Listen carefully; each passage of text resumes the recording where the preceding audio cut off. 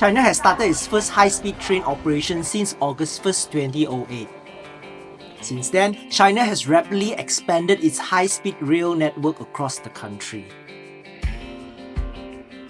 which is now considered the largest in the world, and it accounts for 2/3 of the world's total high-speed railway networks. High-speed trains in China significantly help the country by boosting economic growth, facilitating faster travel between major cities, improving regional connectivity, creating jobs, stimulating tourism, and reducing traffic congestions, all while providing a relatively affordable transportation options for many citizens. Studies have shown a substantial positive economic return on investment from China's high-speed rail network. I think the most positive impact of all is to the environment, which reduces the carbon emission to the air. We tried the high-speed train from Chengdu to Leshan in China with a total length of 135 kilometers. It costs us $8 per person one way for a 60-minute ride. Prices differ according to the availability and time slots. Both stations were huge and had enormous amount of people. When I say humans in this volume, means high competition for survival and thriving in the society. Next, we look at Indonesia's high-speed train. Hello, morning. We are in this Halim station, speed train station.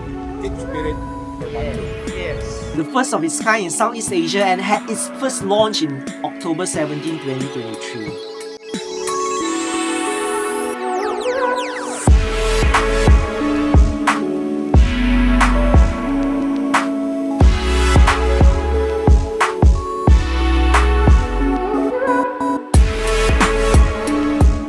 This high-speed train, or simply Whoosh, has a maximum speed of 350 kilometers per hour.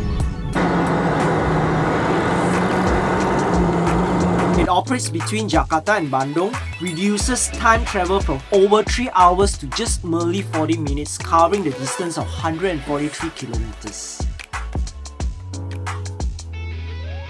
The Whoosh is built and operated by PT Kereta Cepat Indonesia China (KCIC), a joint venture between Indonesian and Chinese enterprises. The ticket costs around $10 to $20 depending on the availability and time slots. The online booking via apps and website can be done 2 weeks in advance, similar to the one in China. To date, there are 62 daily trips of Whoosh with trains running every 30 minutes. The company KCIC has recorded a significant ridership levels. A year after it opened, Whoosh has transported over 6 million passengers, even setting a daily record of over 24,000 passengers during peak travel periods. After this project, both Indonesian and Chinese authorities have plans to extend the railway across Java Island. The estimated Phase 2 will shorten the travel time between Jakarta and Surabaya from 13 hours to 3.5 hours. If you have enjoyed watching this video, please consider to like, comment and subscribe to this channel. Daniel Ong will see you in the next video.